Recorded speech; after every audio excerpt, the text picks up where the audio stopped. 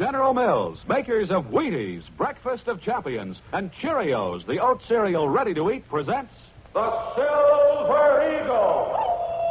A cry of the wild, a trail of danger, a scarlet rider of the Northwest Mounted serving justice with the swiftness of an arrow. The Silver Eagle.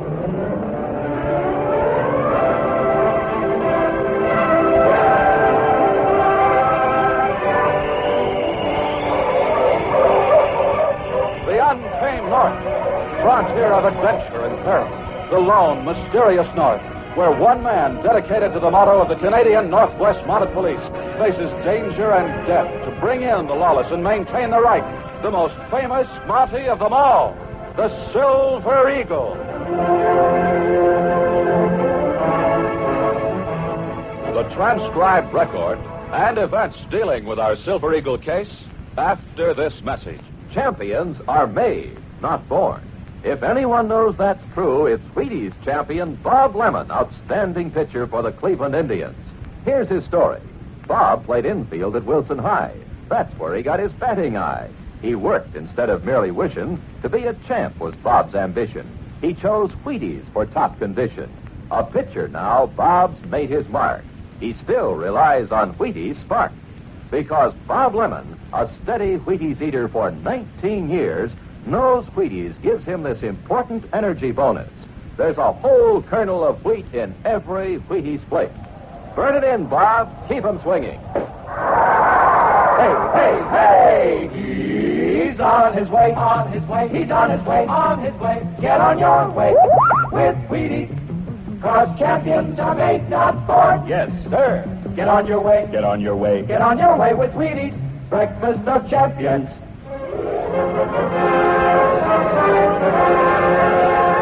And now our Silver Eagle adventure, Decoy for Death. John Perky was a town banker in a small community in western Canada. To his employees at the bank, he was a strict master whose word was absolute law. But at home, the real head of the house was his sharp-tongued wife, Abigail. One evening, as he returned home from the bank. That you, John? Yes, my dear. Is dinner ready? It soon will be. Just sit down and wait. Yes, my dear. Anything important happened today? No. No. Bank running smoothly as usual. There's a Mountie in town passing through on patrol, one they call the Silver Eagle. Sergeant West? That's right. He's traveling with that big French-Canadian friend of his, Joe Bedeau. I hope you told him about Sam Bogart. Why, no, I didn't think to mention that. You didn't mention it.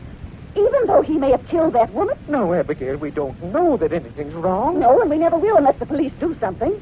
Where is he? The sergeant, I mean. Well, last I saw, he and his friend were having supper in the Maple Leaf Cafe. Then you march right back downtown and tell him the whole business. No, Abigail, there's no call for us poking our nose into something that don't concern us. If murder doesn't concern us, I'd like to know what does. We could all be murdered in our beds, and you wouldn't do a thing about it. Well, how could I if I were murdered? John Perky, the truth is you haven't got enough backbone. Well, if you won't do anything, I will. I'm going to the Maple Leaf Cafe and talk to the sergeant right now.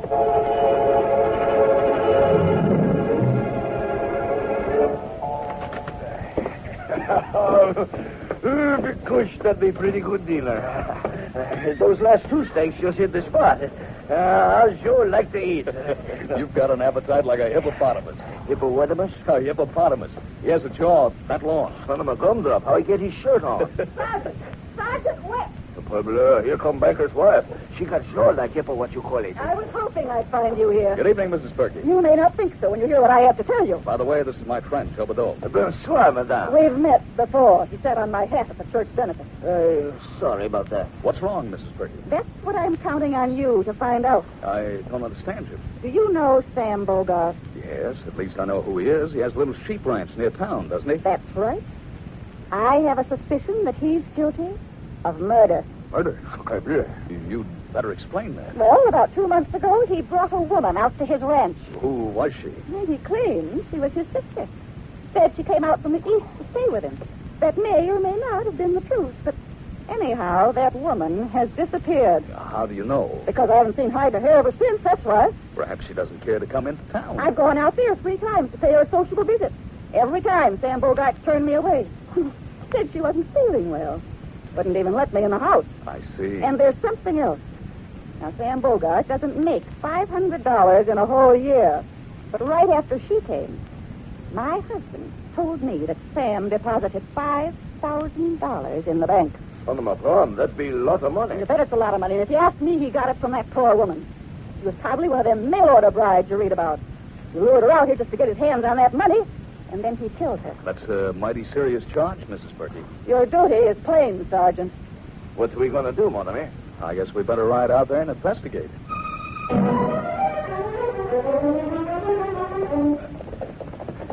Oh, my little one. You suppose something really do happen to woman, mon ami? No telling. We'll see what Bogart has to say.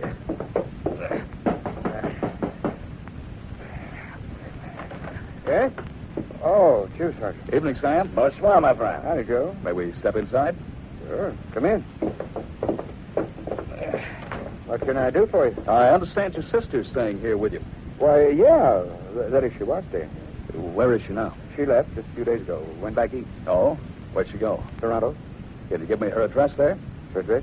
Oh, say, now, look, Sergeant, what's this all about? Why all the questions? Your sister wasn't seen after she came here, Sam. Frankly, that aroused suspicion. I just want to make sure nothing happened to her. So that's it. I suppose that old windbag Abigail Perky put you up to this. You still haven't answered my question. Well, what do you want to know? Her address in Toronto. I don't know her address. Sacre bleu, she be your own sister, my friend. She don't have a home of her own. She boards in a hotel. Don't you know which one? No, I don't. Do you mind if I search your house? You're doggone right I mind. Why, if you got nothing to hide? Because I don't like the idea, that's why. I'm not going to let a redcoat poke around my house just to satisfy some nosy old woman. I can understand how you feel, but don't you realize you're only making things look more suspicious? Why not submit to Have it? you got a search warrant? I can get one. Well, you haven't got one yet. So you better clear out. Son of a gun, you talk kind of tough, my friend. Maybe sure, Never mind, Joe. He's within his rights. Come along. Oui, mon ami. Man's home is his castle, Sergeant. Just remember that. Some castle. What we do now, Jim? Only one thing I can do. Go to the Justice of the Peace and get a search warrant. You stay here and keep a watch on the house. Ride with me as far as that line of trees and wait there. What if he try leave before you come back? If he does, we'll know something's wrong. Don't try to stop him, but follow him. Okie dokie. Let's mount. Steady, Battle.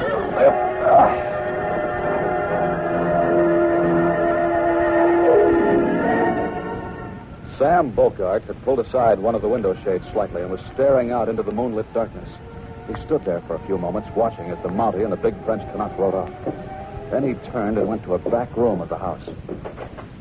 Well, we're in trouble, Duboy. What do you mean? Who was it? A Mountie. A Mountie? Yeah, the one they call the Silver Eagle. That is bad.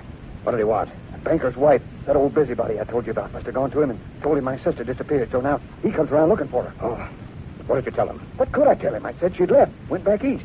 Now he's gone for a search warrant. But if he searches here... Yeah, if he finds out the truth, you know what that'll mean. Once that man gets on a trail, he never quits. Not till you're swinging at the end of a rope. You're in this deep, Bogart. You're an accessory to murder. Never mind all that. I know what I'm up against. What we gotta do is start thinking fast. Joe Badeau was waiting in the grove of trees when the Silver Eagle returned with a search warrant. Oh, so, Battle. You'll get the search warrant, mon ami? Yes, right here in my pocket. Signed by the Justice of the Peace. I think you don't gonna need that after all. Why? Our friend, Monsieur Bogart, he copped the flee. I mean, he flee the coop. When? Well, just a little while after you leave. He go out back way to the stable and hitch up buckboard. And that don't be all. What do you mean? Before he drive away, he go back in the ranch house. And when he come out, he carry a big, long bundle. A big, long bundle? You mean... Hey, just about big enough for human body. Which way did he go? He take trail away from town. Head south. Let's go after him. Come on, Battle. Up, my little one. Instead of following the trail, the Mountie and Joe took a shortcut through the hills, hoping to overtake the fugitive. As they urged their horses down a steep grade, they could make out a buckboard and team rattling along the trail below. There he goes, mon ami. I'll fire a shot so he'll know we want him to stop.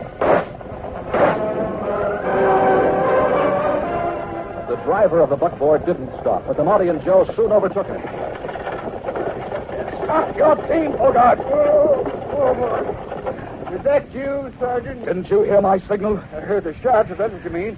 Well, I thought I was being attacked by road agents. Mind telling me where you're going? I figured I'd take a trip down to Medicine. This be crazy time of night to take trip, my friend. What are you carrying in your wagon? A bedroll and some clothes. I'll see for myself. Now, hold on, Sergeant. You got no right to go poking in my personal belongings. I have a search warrant this time, Bogart. That'll cover a search of your wagon as well as your ranch house. Keep them covered, Joe. Oui, mon ami. I'll see what's wrapped up in this long bundle.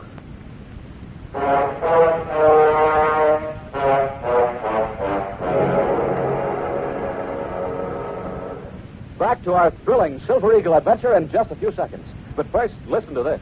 This is Mel Allen, sports announcer. Maybe you're interested in what big league scouts look for in young players. Take the case of Harvey Keene of Detroit, voted Rookie of the Year in 1953. Harvey could hit, sure, but more than that, the scouts noticed he soaked up instruction, practiced hard, followed a good training diet, including Wheaties. Now, I happen to know Harvey's been eating Wheaties 17 years now, since he was 6. Scouts tell me too many boys dream of waking up and finding themselves champions. What they don't realize is champions are made, not born. That's a fact. Champions are made, not born. Now, I've seen average players make themselves into champions, but it calls for hair-trigger condition. For that kind of condition, choose food that sparks you with energy. Champions choose Wheaties. There must be a reason, and this is it. There's a whole kernel of wheat in every Wheaties plate. If you want to get on your way to the top, keep in mind champions are made, not born. Get on your way with Wheaties, breakfast of champions.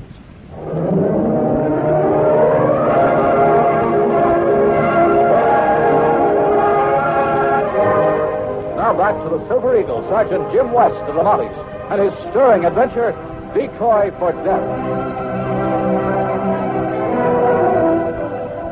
While Joe kept an eye on Sam Bogart, the Silver Eagle climbed into the back of the wagon and proceeded to untie the long, sinister-looking bundle which Sam had been carrying.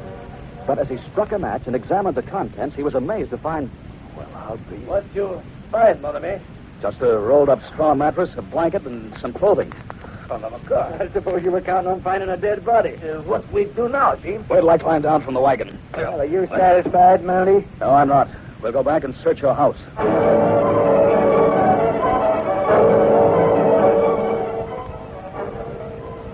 You searched out in the stable, and he's been poking around the house for the last half hour. Well, did you find a coat? No, but I did find these. A woman's clothes. Yes, a dress, a coat, a hat, and a veil. Where do you find those, Jim? They were stuffed in one of the dresser drawers. How you explain that, my friend? I reckon my sister must have left them here. By mistake, I suppose. That's no crime. Where did you say she lives? In Toronto. And where did you come from? I mean, before you moved out west to Alberta? Me? I was living in Montreal. Montreal, eh? That's right. Well, am I free to go now? No, not yet. I'll have to ask you to stay here at your ranch till we find out definitely what happened to your sister. Come along, Joe. Oui, mon ami. What you think, mon ami? I don't know, but I'm fairly sure of one thing. And what's that? I think Bogart tricked us. He must have known we'd keep a watch on him. When he left here with that bundle, he was doing it for our benefit. He wanted us to chase after him before we had a chance to search the house. What would that do him? We'll come back and search anyhow. Dead body cannot walk away. No, but a live person could. Yeah, what do you mean by that? No use going into it now. So far, it's just a hunch. Before I do anything, I want to talk to Mrs. Perky again. In the meantime, I wish you'd stay here.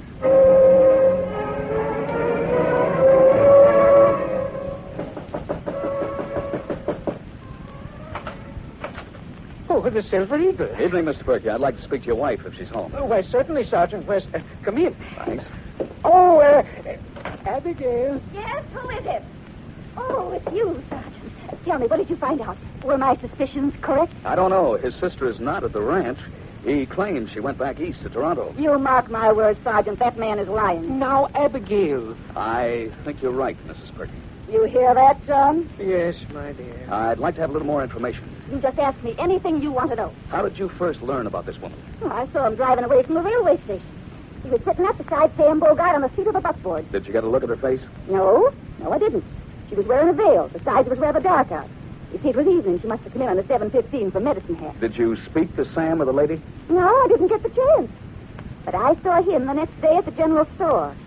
That's when he told me she was his sister. Can you describe her at all? I mean, was she large or small? Well, now, stop to think of it, she was, rather a large woman. Seemed a bit taller than him. One thing more. You told me this woman arrived about 2 months ago. Can you remember the exact date? Oh, land sakes, that's rather difficult now. Let me think. I remember it was the day after Mrs. Jessup sent John for my help for a child. And, that was, yes, that's right. It must have been April 24th. The 24th? Then it does tie in. I have something here in my pocket. Have you ever seen this before? Well, that's a reward notice. Read it, John. Frank Decoy, wanted for murder in Montreal. Say now, I've seen this notice before. There's one stuck up in the post office. That's right. The mounted police have been looking for him for the past 2 months. What does this have to do with Sam Bogart's sister? Well, it may seem far-fetched, but I think this man may have been masquerading as Bogart's sister. What's that? I think he's been using Bogart's ranch as a hideout. That's fantastic. I tell you, she was one of them mail-order brides. Shut up! Abigail. You'll notice it says that he was last seen in Winnipeg on April 22nd, and he was believed to be heading west. His height is given as 6 foot, which means he's about 2 inches taller than Bogart. Oh, by heavens, you may have something there, Sergeant. That's another point. He killed a bank messenger, and the loot amounted to a little more than $5,000. $5,000? Well, say, that's how much Bogart put in the bank the day after the woman showed up. Your wife has already told me. He probably had to pay over the loot to Bogart in exchange for a safe hideout. Well, what do you intend to do now? Well, first I'm going down to the railway station and have the telegraph operator get in touch with Montreal to learn if Sam Bogart told us the truth.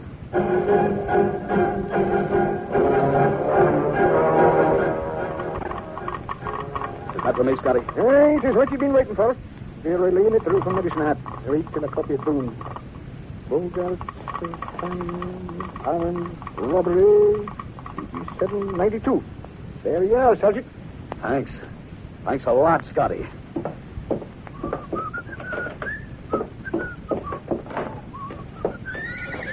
Steady, Pantel. All right, let's go, boy.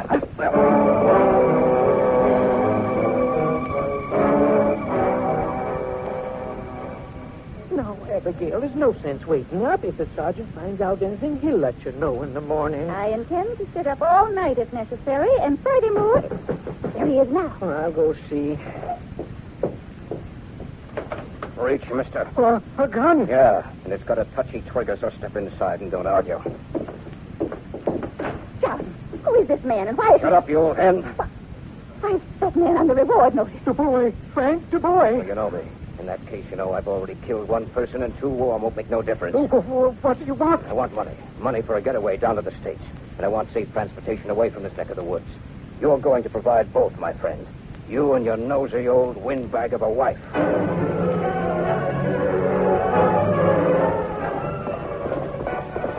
Oh, battle. Comment sauvage. What take you so long? I was waiting for a reply to a telegraph message. Anything happen? No, mon ami. Sure, wait right here, and this time he don't drag away. And let's talk to him again. This time I think we may find out the truth. Hello, Bogart. You back again? Yes, we're coming inside. I have a few more questions to ask you. Well, what is it this time? Have you ever been in trouble with the law? Me? The law? Of course not. You're lying, Bogart. You served 5 years in Quebec for armed robbery. Oh, you found out about that. Yes, I wired the police in Montreal. All right, so I've got a record. What about it? Ever hear of a man named Frank Decoy? Frank Decoy?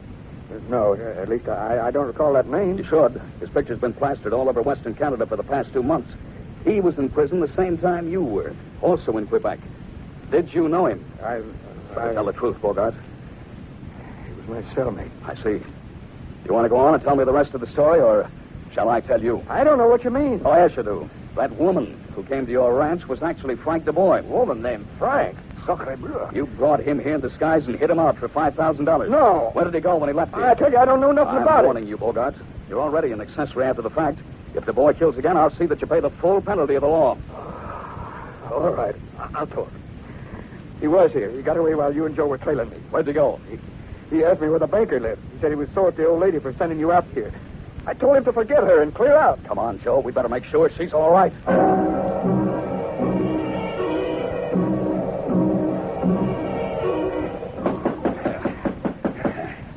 When the Molly and Joe arrived at the banker's house, all was dark and silent. Sacre bleu, they must be dead. I wonder. You want Joe busted open? Go ahead. Yeah. All right, stay there until I light the lamp, then we'll take a look around.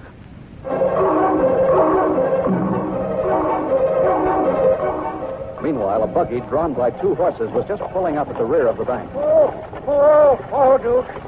All right, climb up, mister. You too, Coneface. How dare you talk to me that way? Go on, get moving. Well, don't stand there. Open the door. I have to find the key first. Here it is. Go inside and light the lamp. Remember, I'm holding this gun on your wife, so don't try no funny stuff. Very well. You'll pay for this if I have. Shut up. All right, miss. Inside, prune face. Oh, boy. Now get busy and work the cop.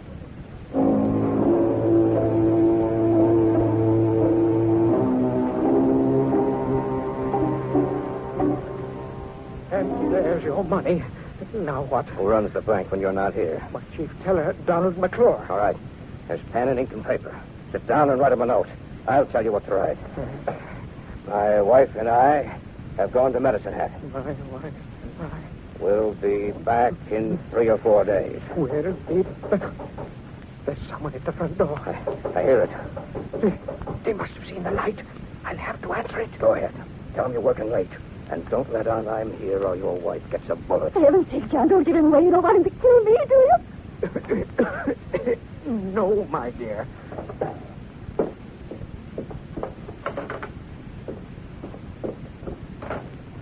What do you intend to do with us after you leave here? Are you crazy? Shut up. I want to hear what's going on out front. What is that? An arrow with an eagle feather attached to it. An eagle feather? That means the silver eagle. He's out there at the back window. No, monsieur. What? Show me at window. And I'm right here, the boy. Drop your gun. Hey, where did you? Oh, my arm. I warned you to drop your gun. Now stand where you are. Don't try any more false moves. Abigail, are you all right? Am I all right? Of course I'm all right. Oh. Well, I'll be... What happened? Mrs. Purdy fainted. I'll try to bring her to. No, please. Not for a day or two. It's so peaceful.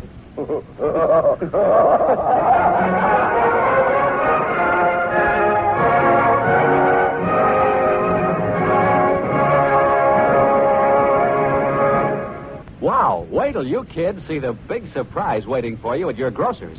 Listen, when you buy the specially marked Cheerios package, you get a free pack of Dentine gum. Yes, sir, there's a regular 5-cent pack of Dentine gum right inside the Cheerios package. Now, there's a good reason why Cheerios brings you the pack of Dentine. You see, Cheerios is made from energy-packed oats, made to give you vitamins and minerals you need for healthy nerves, good red blood, and naturally good sound teeth. So, to help you keep those teeth sound, Cheerios offers you a pack of Dentine gum because Dentine is especially made to help keep teeth clean and white. So ask Mother to get that special Cheerios package tomorrow. Tell her to get the big yellow Cheerios package that says free Dentine gum right on the front. You'll find your free pack of Dentine inside.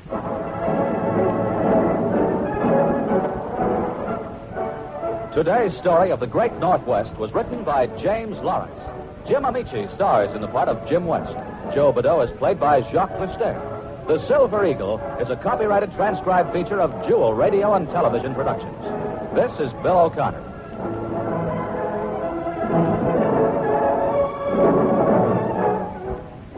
This program came to you from Chicago. This is ABC Radio Network.